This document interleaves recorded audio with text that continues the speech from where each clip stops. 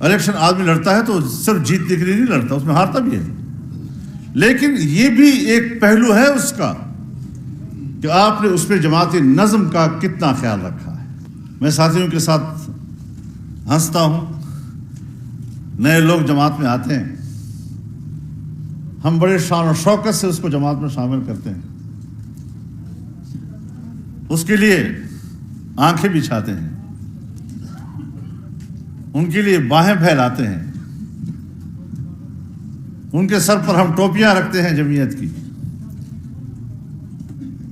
ان کے گلے میں ہم جمعیت کے مفلر ڈالتے ہیں، انہیں ہم ہار پہناتے ہیں۔ بہت زبردست آدمی ہے، اتنی بڑی طاقت ہے، علاقے میں اتنا بڑا اثر رسوخ ہے، یہ ہے اور وہ ہے، لیکن جب الیکشن آتا ہے، نہیں جی یہ کل کا آیا ہوا، میں بڑا پرانا باپ دادا سے نظریاتی ہوں، یہ کیسے ہو سکتا ہے کہ اس کو ٹکٹ ملے؟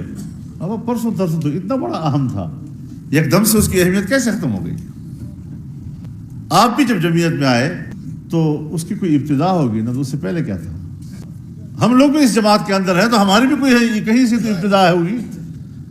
تو اس سے پہلے تو یہ کوئی دلیل ہے کہ کل آئے ہو تو آپ کا کیا حق پہنچتا ہے؟ تو یہ بھی ایک بات مد نظر رہنی چاہیے کہ بعض لوگ جو جماعت میں شامل ہوتے ہیں، نئے نئے شامل ہوتے ہیں، یقیناً ان کے ذہن میں ایک مفاد بھی ہوگا، یقیناً ان کی خواہش ہوگی کہ ہمیں سیٹ ملے گی، پھر اس کے بعد ہم جیتیں گے، پھر ہم ممبر بنیں گے، پھر وزیر بنیں گے، لیکن اگر وہ جماعت میں آ جائیں، اپنی زندگی جماعت میں گزاریں، ان کے گھر میں نئی نسلیں پیدا ہوں گی، وہ اس گھر میں جمعیت کے جھنڈے دیکھ کر آنکھیں کھولتا ہے، جمعیت کے بینر جو ہے وہ گھروں میں ادھر ادھر دیواروں پہ لٹکے ہوئے آنکھیں کھول رہا ہے، اس کو سمجھ آ رہی ہے کہ میں جس گھر میں پیدا ہوا ہوں یہ پرچم نبوی کا گھر ہے، یہ جمعیت علماء کا گھر ہے،